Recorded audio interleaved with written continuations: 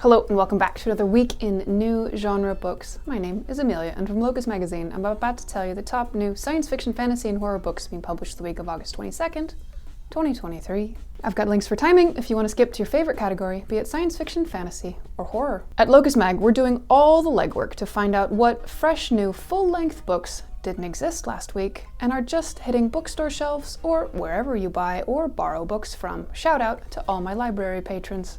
Anyway, starting with science fiction books this week, we have one science fiction title being published. From George Allen Miller, we have Eugene J. McGillicuddy's Alien Detective Agency out from Wild Rose Press in trade paperback and ebook. This is a humorous science fiction novel about a psychic private investigation in Washington, D.C. after Earth has joined Galactic Society as an endangered planet under the supervision of the Galactic Congress. That's probably what we need politically, is some adults in the room. Aliens would do. Anyway, thousands of aliens arrive every day to visit, see the silly humans that almost blew up their world, and sometimes make a new home. And sometimes these aliens need a detective to find their missing two-headed puppy dog. Next up, horror. This week we have 4 horror titles being published. From Alexander James, we have The Woodkin out from Camcat Books in hardcover, ebook, and audio. This is a horror novel. Josh Mallory finds a body while out hiking the Pacific Crest Trail to escape his marital problems. In the nearby small town, missing hiker posters flutter in the windows and residents just don't seem to care about a dead hiker. Then night falls too quickly and our man Josh is stuck on a mountain ridge under the full moon, which you'd think a full moon would be a good thing for a man who's lost, but what if the killer is still out here looking for more wayward hikers to murderate? From Lisa Tuttle, we have Riding the Nightmare out from Valancourt Books in trade paperback, hardcover, and ebook. This is a collection of 12 macabre stories, including the novella The Dragon's Bride, newly revised and expanded for this edition, with an introduction by Neil Gaiman. From acclaimed horror writer Jonathan Maberry, we have Long Past Midnight out from Kensington in trade paperback and ebook. This is a collection of short horror stories set in the world of the Pine Deep trilogy, with a foreword by Josh Mallerman, author of The Bird Box. From Heather Graham, we have Cursed at Dawn out from Mira in paperback, hardcover, and ebook. This is a supernatural/vampire thriller/romance novel, third in the Blackbird trilogy, part of the overall Crew of Hunters series.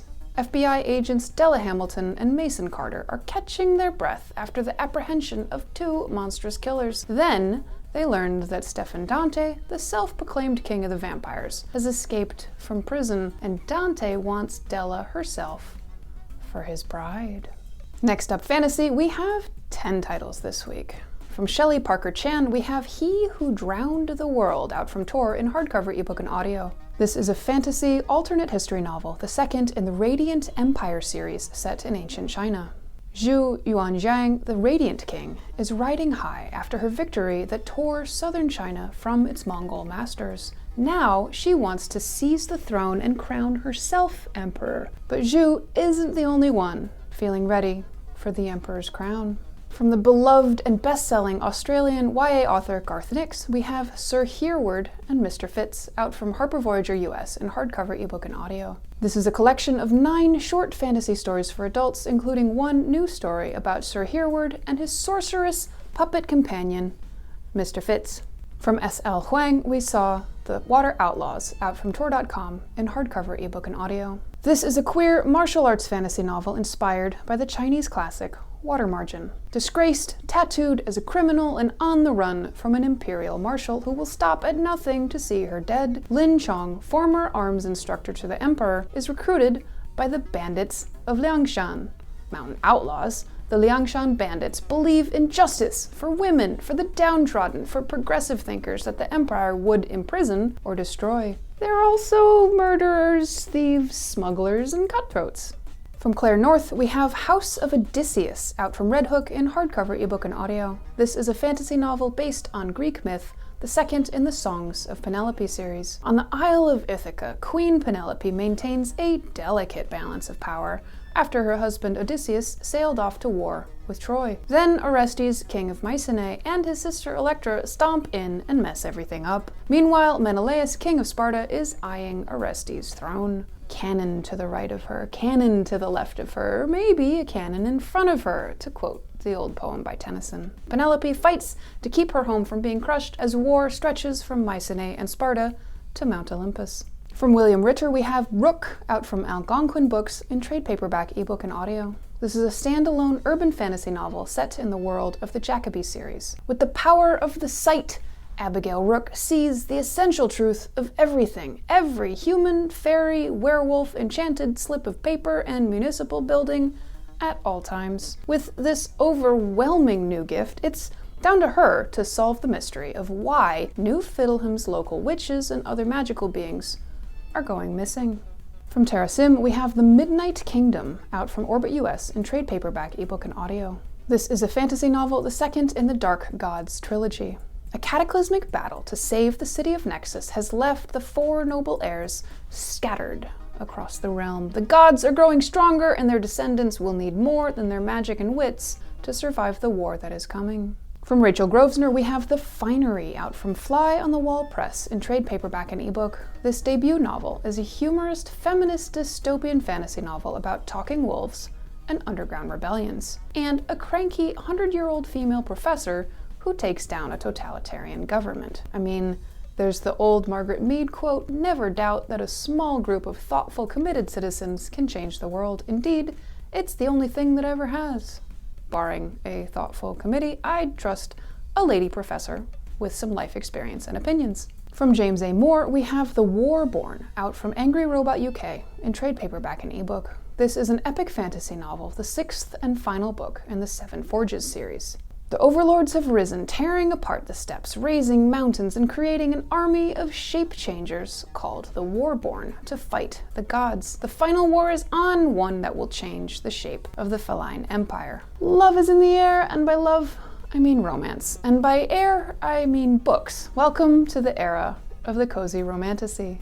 From Kelly Creagh, we have Strange Unearthly Things, out from Viking in hardcover and ebook. This is a young adult paranormal romance, a reimagining of Jane Eyre.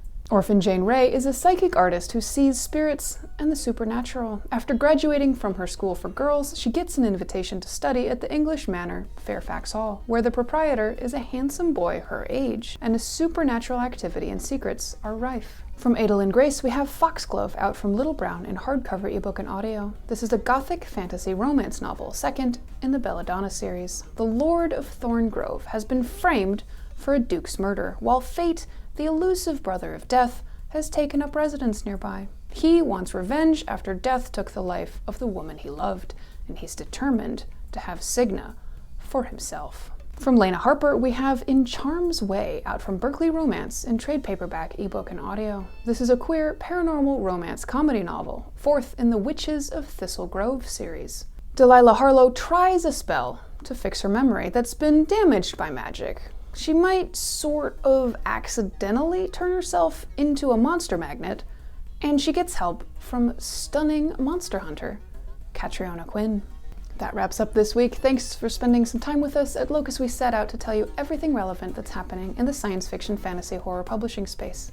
Do me a favor, hit some of these nice buttons down here, leave us a comment, tell us which books you're into, tell me a joke, or tell me if I've made a mistake. We read our comments, and we appreciate your attention.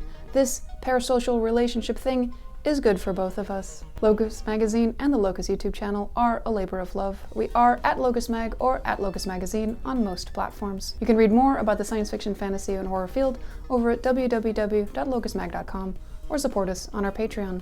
We are a 501c3 nonprofit. Come back and see us again soon, and we'll be here next week with more new books.